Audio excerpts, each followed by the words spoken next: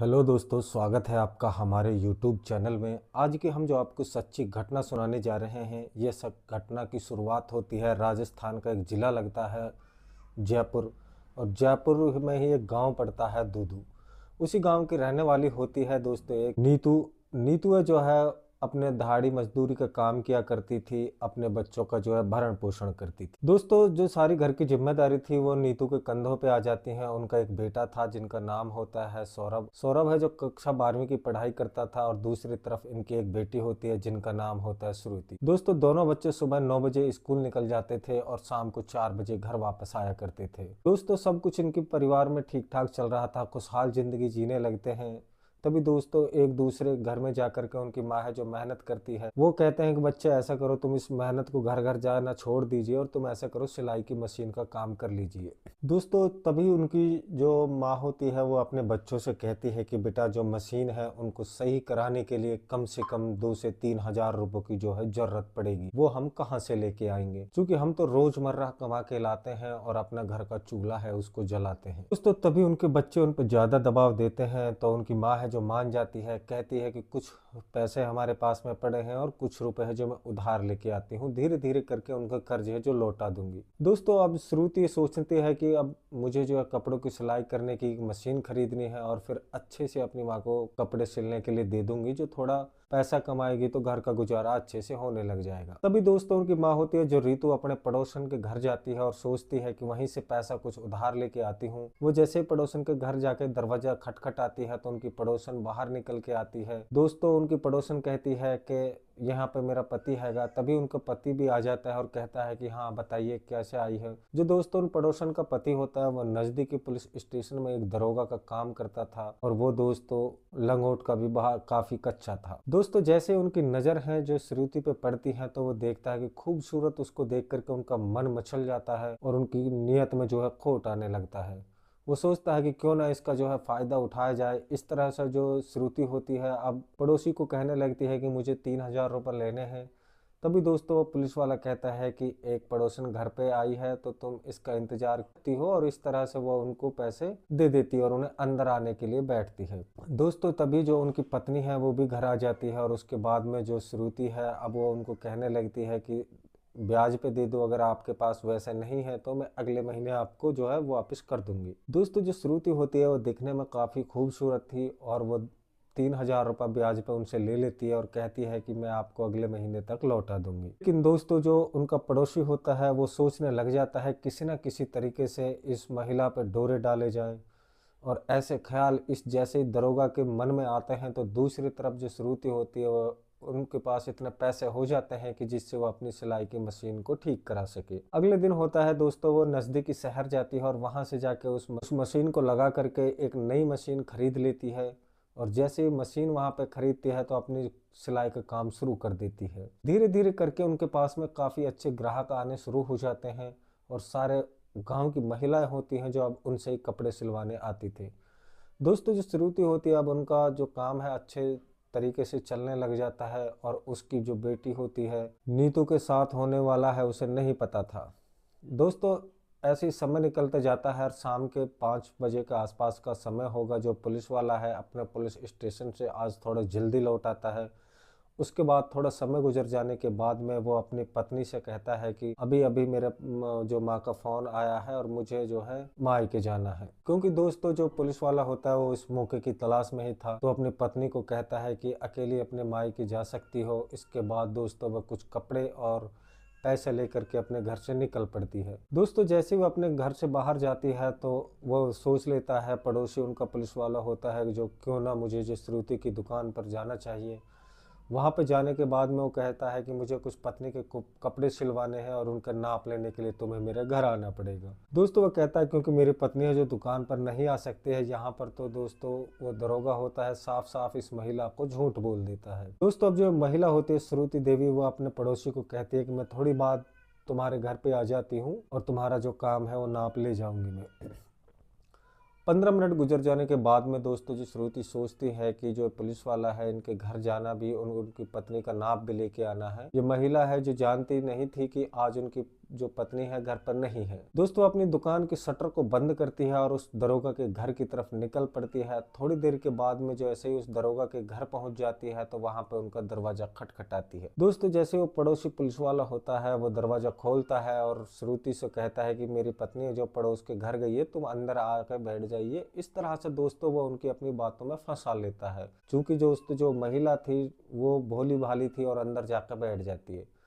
लेकिन मौका पाते वो पुलिस वाला मुख्य घर का दरवाजा उसको बंद कर देता है और जैसे ही दोस्तों अब श्रुति संभल पाती उससे पहले ही वो पुलिस वाला उसके मुंह पे हाथ रख देता है और उसको घसीट करके कमरे के अंदर ले जाता है। सबसे पहले इसके मुंह पे कपड़ा बांधता है और कपड़ा बांधने के बाद इनके हाथ पैर को रस्सी से बांध देता है।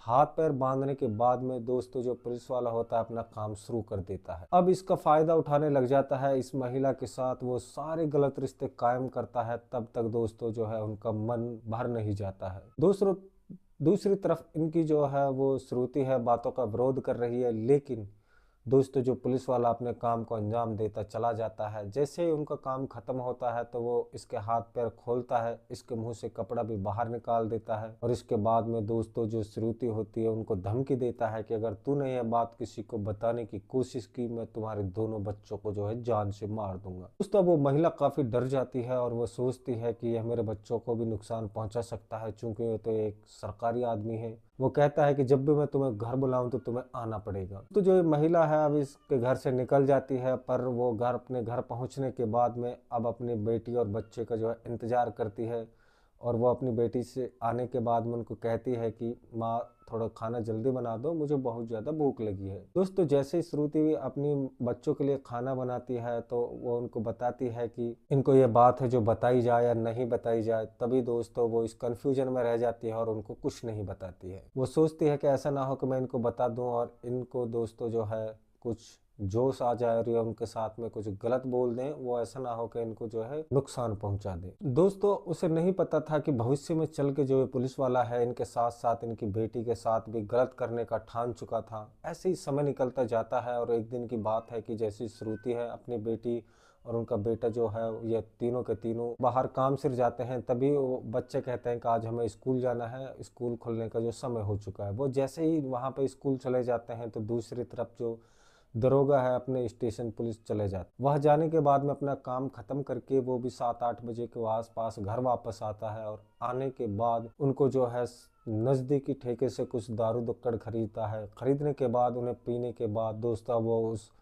श्रुति को फ़ोन करता है कि आप ऐसे करो अपने खेतों की तरफ आ जाइए और मैं वहीं पे आपको मिलता हूँ। दोस्तों वो महिला है जो अंधेरे में ही वहाँ पे निकल जाती है, चूंकि उन्हें डर था कि कहीं अनहोनी ना हो जाए हमारे बच्चों के साथ में। दोस्तों जैसे ही वो उस खेत पे पहुँचती है तो वहाँ पहुँचने के बाद में जो पुलिस वाला होता है उनके साथ में वो सारे वो रिश्ते को वो कायम करता है और कायम करने के बाद में फिर तब तक उनके साथ वो गलत काम करता रहता है जब तक उनका मन नहीं भर जाता है। दोस्तों जैसे वो अपने घर आती है तो घर पे आने के बाद वो सोचती है और रोती बिलखती है कि आखिर मैं किस मुसीबत में फंस चुकी हूँ।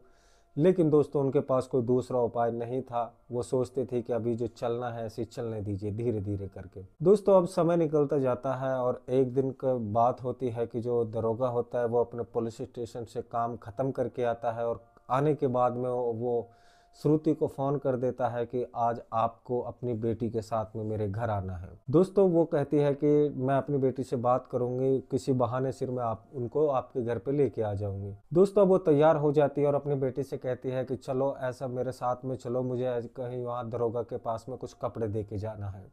दोस्तों जो लड़की है वो सोचती है कि मेरी माँ ठीक कह रही है, कहीं गलत जगह तो लेकर नहीं जा सकती, तो उनकी बेटी है जो तैयार हो जाती है। जैसे ही वो उनके घर के दरवाजे का दस्तक देती हैं तो वहाँ पर जैसे ही वो पुलिस वाला होता है वो दरवाज़ा खोलता है। खोलने के बाद में दोस्तों उनका मन है जो बिल्कुल खुश हो जाता है और खुश होने के बाद में वो उनसे कहता है कि तूने तो आज बहुत अच्छा काम किया है। उसके बाद में दोस्तों वो तीनों जन होते हैं जो श्रुति और उनकी बेटी और वो दरोगा कमरे के अंदर चले जाते हैं। वहां जाने के बाद में दोस्तों वो बारी बारी से उनके साथ में वो गलत काम करने लग जाता है। दोस्तों वो दोनों माँ बेटी हैं कुछ देर छटपटाती हैं और उसके बाद में उनके पास कोई दूसरा उपाय नहीं था। दोस्तों जो वो दरोगा होता है उनकी कुछ गलत वीडियो बना लेता है और वो लड़की से कहता है कि अगर तूने ये बात किसी को बताने की कोशिश की तो मैं जो तुम्हारी वीडियो को वायरल कर दूंगा और जो है तुम्हारी परिवार को भी जो मैं कुछ ना कुछ नुकसान पहुंचा सकता हूं। दोस्तों जो लड़की होती है वो उनकी इन बातों धमकियों से डरने वाली नहीं थी। वहां से वो मजबूर होकर वापस आ जाती है और वह मौका तलाशने लग जाती है। जैसे ही 3-4 दिन के बाद में एक दिन का बात होता है कि जैसे पुलिस वाले का फ़ोन आता है कि आप ऐसा करो कि अपना काम ख़त्म करके मेरे घर फटाफट आ जाइए। दोस्तों वो जो श्रुति होती है वो अपनी बेटी से कहती है कि दरोगा का फ़ोन आ गया, हमें जाना पड़ेगा। दोस्तों वो लड़की जो वहीं से तैयार होकर जाती है और अपनी पॉकेट में एक चाकू धार धार धर के ले जाती है और वहां जाने के बाद में वो नॉर्मल बिहेव करती है जिससे कि उसको शक ना हो। दोस्तों वहां पर जाने के बाद जैसे वो मीठी मीठी बातें करती है तो बातें करने के बाद में दोस्तों जैसे अब दरोगा होता है वो नशे में धुत था और अपने काम को अंजाम देने के लिए वो जैसे अपने कपड़े निकालता है तो जो लड़की होती है वो देख लेती है कि श्रुति की बेटी के मौका ठीक रहेगा। वो जैसे ही कपड़ा निकालता है तो दोस्तों वो उनके प्राइवेट पार्ट पे हमला कर देती है और उनका उसको काट करके अलग फेंक देती है। दोस्तों जो पुलिस वाला है वो रोता है, चिल्लाता है, बिलबिलाता है और उसकी आवाज़ सुन करके जो पड़ोसी होते हैं वो भाग के आते हैं। आखिर दरोगा के घर क्या ऐसी आफत आन पड़ी है। जैसे ही वहाँ पे दोस्तों वो देखते हैं उसके सामने का मंजर के कमरा है जो लहूलुहान होकर रखा है। तभी दोस्तों उनके जो पड़ोसी है पुलिस स्टेशन में कॉल कर देता है जहाँ पे वो ड्यूटी कार्यरत था। वहीं से दोस्तों एक पुलिस की टीम आती है और आने के बाद में वो जैसे मौका मुआयना करती है तो वो दरोगा होता है उनका पड़ोसी, उनको अस्पताल उपचार के लिए ले जाया जाता है और उन दोनों माँ बेटियों को जो है गिरफ्तार कर लिया जाता है। उसके बाद में जैसे दोस्तों उनकी दास्तान को कहानी को वह विस्तार से सुनाती है तो दोस्तों वो कहती है कि हमें इस तरीके से ब्लैकमेल कर रहा था। उसके बाद में उसको जो है नौकरी से सस्पेंड कर दिया जाता है और उन दोनों माँ बेटियों को दोस्तों शाबाशी दी जाती है। दोस्तों आजकल हमारे समाज में इस तरह की घटनाएं बहुत घटित हो रही हैं कि बहुत से जो आदमी होते हैं कि वो किसी तरीके से महिलाओं का गलत फ़ायदा उठाते हैं, उनकी वीडियो बना लेते हैं, फिर उसके बाद में पैसे ऐंठते हैं और दोस्तों ब्लैकमेल करते हैं, उनका नाजायज़ तरीके से उनके साथ संबंध कायम करते हैं। दोस्तों इस तरह की जो घटनाएं हमारे समाज में घटित होती रहती हैं। इस कहानी का उद्देश्य हमारा किसी का दिल दुखाने का बिल्कुल भी नहीं था। हम जो भी कुछ बताते हैं समाज को जागरूकता और सचेतता के लिए बताते हैं कि आप लोगों को यह कहानी बहुत पसंद आई होगी। दोस्तों आप लोगों से फिर मिलते हैं कल एक नई कहानी के साथ में। अगर आप लोगों ने हमारे चैनल को सब्सक्राइब नहीं किया है तो चैनल को सब्सक्राइब जरूर कर लें और दोस्तों एक प्यारा सा कमेंट जरूर कर देना है और अपने शहर का भी नाम लिख देना जिससे कि हम यह अंदाज़ा लगा सकें आप हमारी वीडियो कहाँ से देखते हो। दोस्तों अपना नाम भी लिख देना है जिससे कि हम आपका नाम है जो अगली वीडियो में ले सकें। आज की कहानी को करते हैं यहीं पे ख़त्म। कल फिर मिलते हैं एक नई कहानी के साथ में। दोस्तों जय हिंद, जय भारत।